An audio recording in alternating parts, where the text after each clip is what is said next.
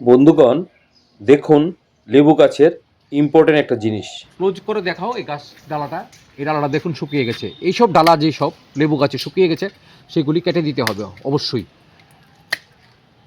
যদি পারা যায় কাটার পরে একটু ফাঙ্গিসাইড স্যাপ লাগিয়ে দিবেন এইগুলির মধ্যে।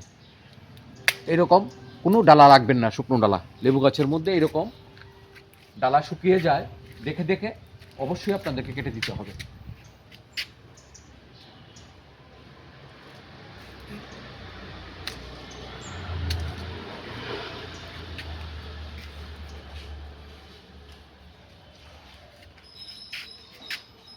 এই ডালাগুলি গাছ থেকে অবাঞ্ছিত রস শোষণ করে খেয়ে গাছটাকে দুর্বল করে দেয়।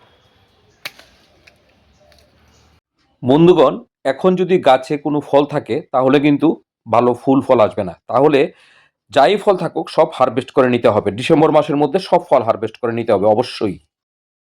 যদি আপনারা এখন এই ফলগুলি রেখে দেন গাছের মধ্যে, তাহলে কিন্তু নতুন করে ফুল ফল কম আসবে। এটাকে মনে রাখতে হবে। কেটে দিতে হবে। অবাঞ্ছিত ডালা যা আছে গাছের মধ্যে শুকিয়ে গেছে সব কেটে দিতে হবে। দেখতে হবে কোথায় ঘুরে ঘুরে এরকম শুকনো ডালা আছে, দেখে কেটে দিতে হবে। আর নিয়ম করে এখন শুধু আমরা ফাঙ্গিসাইড আর পেস্টিসাইড স্প্রে করে যাব 15 দিন অন্তর অন্তর। গাছে জল দেব না, পর্যাপ্ত পরিমাণে জল দেওয়া যাবে না। গাছকে একটু স্ট্রেস দিতে হবে, খুব বেশি না। গাছের গুড়ি শুকিয়ে আছে বাস, এটাই যথেষ্ট।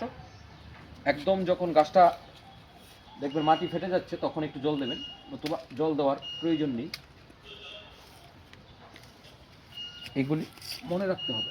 এই ছিল আজকের দিনের ছোট্ট প্রতিবেদন। আপনাদের কাছে ভালো লাগলে একটা লাইক দেবেন, শেয়ার করবেন এবং সাবস্ক্রাইব করে আমাদের পাশে থাকবেন।